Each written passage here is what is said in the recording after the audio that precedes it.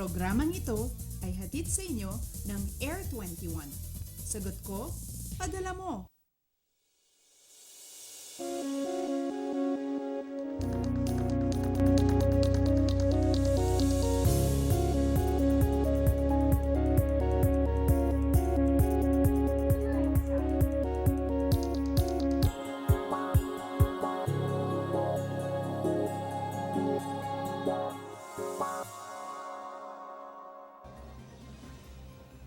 Naimbag na bigat Luzon, maayong adlaw Visayas, Mapia, Kapipita, Mindanao. Kumpleto na ba ang listahan sa dami ng inyong dapat gawin ngayong holiday season?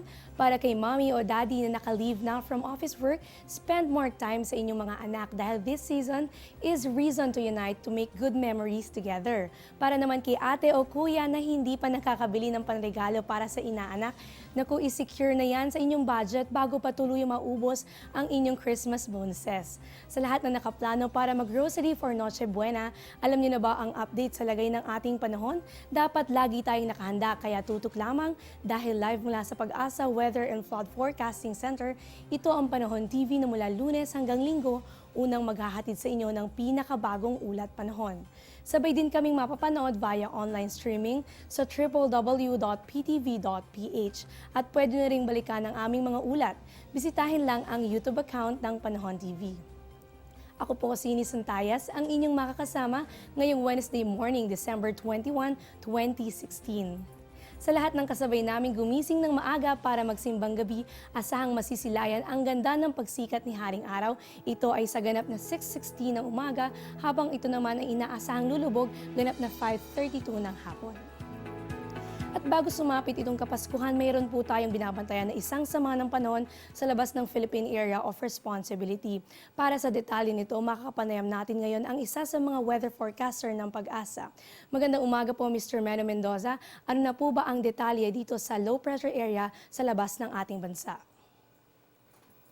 Magandang umaga rin, Eunice, at magandang umaga sa ating mga kababayan. Para naman sa ating update tungkol sa ating low pressure area, ang ating low pressure area sa kasalukuyan, ito'y nasa layong 1,760 kilometers silangan ng Mindanao at ang nasabing low pressure area, inaasahan nating magiging isang ganap na bagyo sa loob ng 12 to 24 hours at inaasahan natin na ang nasabing bagyo ay papasok naman sa Philippine Area of Responsibility by Thursday or Friday. At ang entry point nito ay inaasahan natin na dito nga sa Bicol Region or sa Eastern Visayas. At para po sa mga detalye nito, maaari niyo po bang ipaliwanag ang senaryo once na pumasok na ito sa Philippine Area of Responsibility? Malakas po ba itong bagyong Nina? So para sa detalye ng ating bagyo, inaasahan natin sa initial na nakikita natin, napapasok nga itong ating bagyo sa Philippine Area of Responsibility by Thursday or Friday. At ang tinatak nitong area ay dito nga sa between Bicol Region and Eastern Visayas. Yan ang nakikita natin. At posible itong maglandfall by 24 ng December. Ayan, para sa mga residente po nitong Bicol Region o kaya naman ng Eastern Visayas, magdoble ingat po tayo at patuloy tayong bumantay dito sa Panahon TV para sa mga updates na ilalabas pa ng Pag-asa. At Mr. Meno, ligtas po bang pumalaot sa mga baybaying dagat? May nakataas po bang gale warning sa bansa?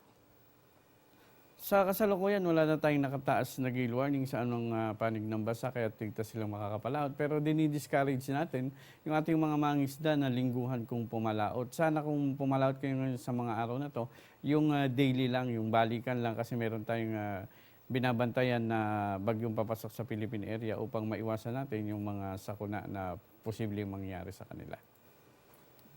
At panghuling katanungan na po ito, Mr. Meno, bukod po dito sa isang low pressure area sa labas ng bansa, ano po ba ang iba pang weather systems na umiiral sa Philippine Area of Responsibility? Sa kasalukuyan, dahil malayo pa naman itong ating low pressure area, hindi pa ito nakakapekto sa ating bansa at ang patuloy na nakakapekto, ito pa rin ating amihan o northeast monsoon na nakakapekto nga dito sa dulong Hilagang Luzon. Kaya asahan pa rin natin yung mga mahihinang pulupulong pag-ulan dito sa rehiyon ng Ilocos, Cordillera at Cagayan Valley. Samantalang Dito sa Metro Manila, sa nalalabing bahagi pa rin ng bansa, patuloy pa rin tayong makakaranas ng maaliwalas na panahon. Subalit asahan pa rin ang posibleng pagkakaroon naman ng mga pulupulong pag-ulan o pagkidlat, pagkulog. Ayan po sa lahat ng mga residente na sa nasabing lugar, magdoble ingat po dun sa epekto din ng hanging amihan dahil kaakibat nito yung mga mahihinang pag-ulan. At para naman sa natitirang bahagi ng bansa, huwag pa rin kakalimutan ang pagdadala ng payong kung saan man ang inyong lakad ngayong araw na ito.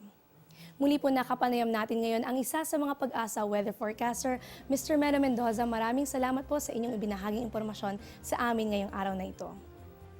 Huwag maglilipat ng channel dahil mga balita kaugnayang ang astronomiya ating alamin sa aming pagbabalik. Kada taon, higit kumulang sa 20 bagyo ang pumapasok sa Philippine Area of Responsibility. 8 hanggang 9 dito, tumatama sa lupa at nagdudulot ng mga storm surge, pagbaha at landslide. Kaya dapat be safe bago bumagyo. Alamin ang emergency hotlines. Ihanda ang survival kit. Alamin ang tropical cyclone warning signals ng Pag-asa at makibalita sa lagay ng panahon. Ilagay sa selyadong lalagyan ang mahahalagang dokumento. Ipaayos sa mga sirang bahagi ng bahay. Siguraduhin may load at fully charge ang mga cellphone. Alamin kung saan ang evacuation area at lumikas kapag inabisuhan. Tandaan ang kaligtasan na paghahandaan.